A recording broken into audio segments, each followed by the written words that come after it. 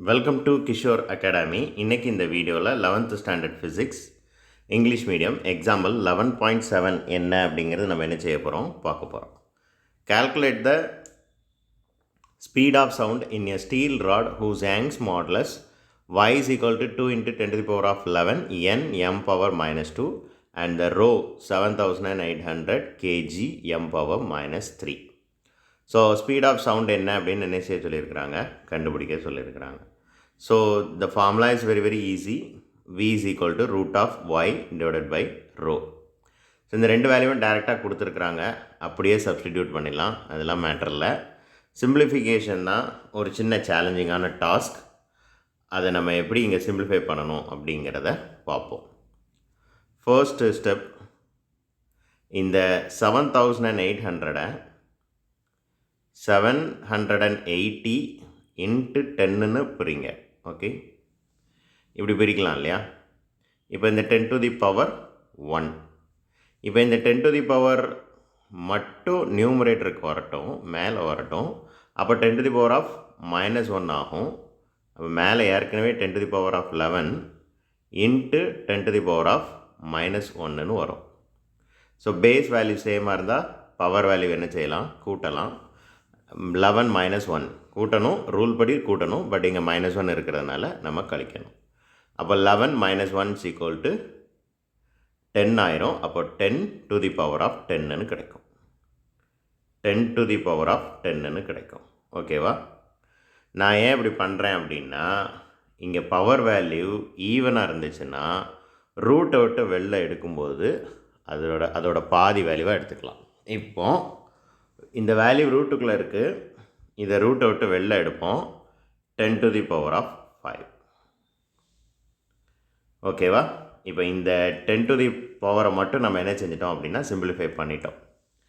அப்போ அது போக இந்த 10 to the power 5 வந்து இப்போதைக்கு ஞாபகம் வச்சுக்கோங்க.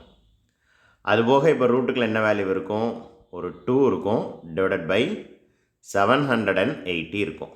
இதை தான் இப்போ நம்ம சிம்பிளிஃபை பண்ணணும். எப்படி சிம்பிளிஃபை பண்ணணும்னு பார்க்கலாமா? இல்லை இதை கேன்சல் பண்ணலாமா?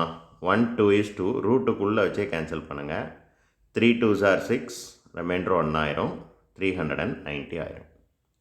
ஸோ இப்போ என்ன இருக்குது, ரூட்டுக்குள்ளே 1 டிவைடட் பை 390. ஓகே, இப்போ 1 ரூட்டை விட்டு வெளில எடுத்தோம்னா 1 தான்.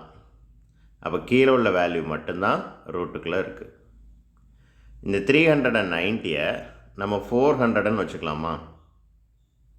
வச்சுக்கலாம், ஒன்றும் தப்பு இல்லை. ஓகேவா? இதுக்கு பக்கத்தில் இருக்கக்கூடிய ரவுண்ட் ஆஃப் பண்ணப்பட்ட நம்பர். ஸோ √104 ரூட் அவுட் வெளில எடுத்தால் 400 ரூட் அவுட் வெளில எடுத்தால் என்ன கிடைக்கும், 20 கிடைக்கும். So the value is 1/20. இப்போ ரூட் அவுட்டு வெளில எடுத்தாச்சு. என்ன எடுத்தாச்சு, 1/20ன்னு கிடச்சிருச்சு.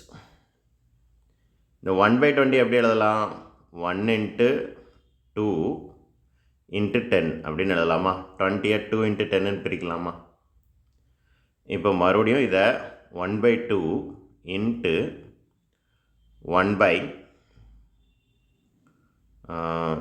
அப்படின்னு எழுதலாமா? ஏன்னா மேலே 1 இருக்குது. இப்போ 1 எத்தனை தடவை வேணாலும் நம்ம என்ன செஞ்சுக்கலாம், போட்டுக்கலாம். இப்போ இந்த 1/2ஓட வேல்யூ எவ்வளவு, 0.5. ரைட்? ரொம்ப நல்லா தெரியும், கரெக்டு தானே? ஹாஃப் அதை டெசிமலில் கன்வெர்ட் பண்ணால் என்ன கிடைக்கும், 0.5. ஒர்க் அவுட் பண்ணி பார்க்கணுன்னு அவசியம் இல்லை, எல்லாருக்கும் அழகாக தெரியும். இந்த 1/10ஓட வேல்யூ எவ்வளவு, 0.1. ஒரு நம்பரை 10ஆல் டிவைட் பண்ணால் என்ன செய்யணும், ஒரு டிஜிட் தள்ளி புள்ளி வச்சா போதும். இப்போ ஜஸ்ட் இந்த ரெண்டையும் மல்டிப்ளை பண்ணால் போதும். இப்போ 1ஐயும் 5ஐயும் மல்டிப்ளை பண்ணால் 5. பாயிண்ட்டுக்கு அப்புறம் எத்தனை டிஜிட் இருக்குது, 2 டிஜிட் இருக்குது. அப்போ 2 டிஜிட் முன்னாடி பாயிண்ட் வைக்கணும். இங்கே நமக்கு ஒரு டிஜிட் தான் இருக்குது, அதனால் நான் ஒரு 0 சேர்த்துட்டு பாயிண்ட் வைக்கிறேன். இப்போ இதோட வேல்யூ எவ்வளவு, 0.05 வந்துருச்சு. நமக்கு தேவையான ஆன்சர் வந்துருச்சு. 0.05 into 10 to the power of 5. ஞாபகம் இருக்கா? ரூட் அவுட்டு வெளில எடுத்தோம், ஃபஸ்ட்டு ஸ்டெப். இப்போ SI units rules and regulations படி என்ன செய்யணும், இந்த பாயிண்ட் இந்த இடத்துக்கு வரணும். ரைட்? அப்போ 2 டிஜிட் முன்னாடி வாரீங்க, 2 டிஜிட் பின்னாடி வாரீங்க. 5 into 10 to the power of 3. 5 வந்து என்னவாகும் 3 ரெடியூஸ் ஆகும். ஆன்சர் வந்துருச்சு ms power -1. 5 into 10 cube ms power -1. Okay, புக்கில் உள்ள இந்த ஸ்டெப்பும் போகாமலே நான் ஆன்சர் டைரெக்டாக கொண்டு வந்துட்டேன். இதை ஃபாலோ பண்ணுங்கள், ரொம்ப ஈஸியாக இருக்கும். தேங்க்யூ.